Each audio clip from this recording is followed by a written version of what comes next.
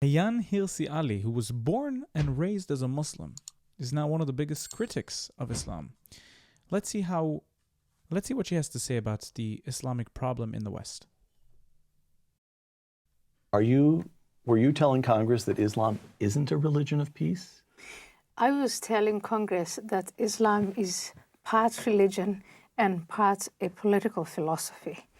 And that if you focus only on the religious part, praying, fasting, There you see nothing but peace. I don't see anything but peace. Right. If people want to pray and fast and be together peacefully, have their rituals, I think that's protected, and I don't think that necessarily leads to any kind of violence. You may object to it if you're not religious, but it is religion as we understand it, as the founding fathers, as the framers of the institution might have understood it. Yes.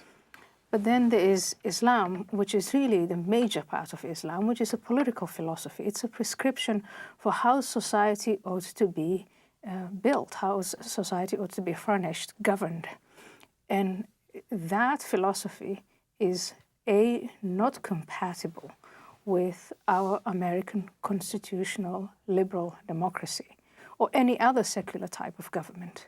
And that's what we need to be discussing. It's a set of ideas, a set of principles, values, and there are people who are committed to not only practicing it, but also to promoting it. And some of them are so committed to it that it's not enough for them to establish it within their own societies. They want it to rule the whole world. So here, crude question, but it's going to be on everybody's mind. Yeah. And that question is, how big is the problem? 1.6 billion Muslims in the world. That's a little over a fifth of the population of the entire planet. That's right. And are you saying to us, we have a problem with 1.6 billion? Or are you saying we're simply drawing the line in the wrong place? That somehow or other, if you look at you're looking only for some tiny sliver of the population that is radical, terrorist, and so forth, you're missing something. We're drawing the line in the wrong place. Or are you saying the religion and the prescription for how to organize human society are so tightly intertwined that the problem is indeed with Islam itself? There's absolutely no separation between the state and the religion. That's exactly why a Khalifa is extremely promoted in Islam, which is an Islamic state. The political views and the religious views are combined. I think the distinction I want us to make first and foremost is the distinction between the doctrine, Islamic political doctrine, and human beings, the adherents. So let's say we agree on just what the basic facts are. The Prophet Muhammad founded a religion that then he later, 10 years into the religion, he developed into a political doctrine, and that evolved over time. There were conquests. Islam was an empire, and it's the doctrine that governed that empire, on the one hand. On the other hand, there are the human beings. There are the 1.5 or 1.6 billion people out there, and one Muslim varies from another. There is a great deal of diversity. There is diversity of geography, diversity of language, of gender, of income, of age. There is a great deal of diversity among Muslims. The most important one to us is there are some Muslims who, when they look at Islam, they just choose what is religious about it. Again, the praying, the fasting, the community, or the communal rituals. And you're saying... and then there are Muslims who say, no, that's not enough. It's not enough to be Muslim in the religious sense only. You have to accept and abide and practice and promote Islam also in its political sense. And it's that group. I don't know how big they are. But in terms of drawing lines, I think that's where we need to start. I see. All right. Those same people who practice Islam to the letter, not only the people who choose the religious factors of the Quran, those who take it all the way to the edge and practice exactly what's written in the Quran, are the same people that then other Muslims say, oh no, these are radicals, these are extremists. But they practice what's in the Quran word for word. They are the true Muslims. See the problem? So you write in The Challenge of Dawah, your testimony before Congress, your book Heretic, calling for a reformation of Islam. You're, of course, aware of the whole history of Islam, but you're talking about the present moment and what the West, the United States in particular, needs to do. However, let me ask you to address the history for a moment. And the argument of which you're well aware runs simply as follows. Mm-hmm. It takes a moment to set this up, but it's an important question. Islam emerges in the Arabian Peninsula in the 7th century. And within a century, it has swept across North Africa, which had been substantially Christian. In other words, there is a conquest that takes place. Yes. And by the middle of the 8th century, they're as far north as central France. We have the Battle of Tours. And for 7 centuries, Islam holds most of what we call Spain today. And then in the 16th century, they conquer Constantinople, and a couple of decades later, the world of Islam is prevented from dominating the Mediterranean only because the wind happens to favor the Venetian fleet at the Battle of Lepanto. Yeah.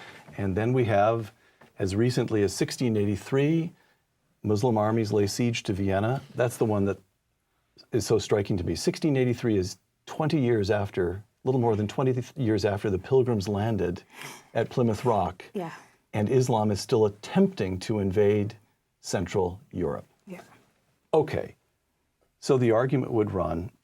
And don't forget India, don't forget parts of Asia, don't forget Africa.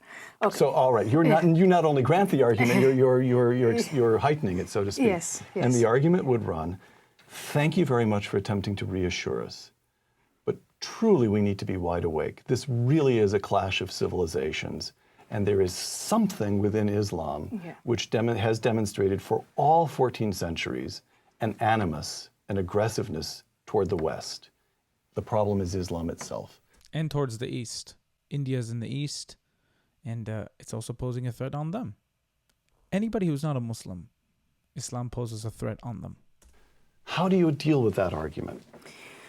I think, again, you have to go to the political blueprint. If you take the American founding fathers, it's about 200 and something years old. It's a relatively young philosophy. Oh, I see. Yep. Yeah. By comparison with Islam, it's young. Yes. Yeah. Yes.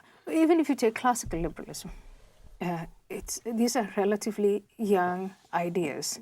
And then even younger, you get to communism and all the rest of it. So if you think of Islam as a political philosophy, it's really one of the oldest ideas, one of the oldest governing principles. It's not Western. It is not as organized, and it doesn't make logical sense to the Western mind, the Western mind of today. I think back then, if you read some of the works of, Gibbons and beyond that, they seemed to have understood what they were dealing with back then. But today, it seems to me that there are very few people in the West who really think that they understand the layeredness of Islam. That's why we need qualifiers like radical and extreme and fundamentalist. These are all words. This is a vocabulary that we use for Christianity and for Western phenomena that we then try to put on a different civilization. So I think first we have to acknowledge, yes, this is an old political philosophy. It's been around for a long time, and we don't understand it. Part of it is also we don't want to understand it.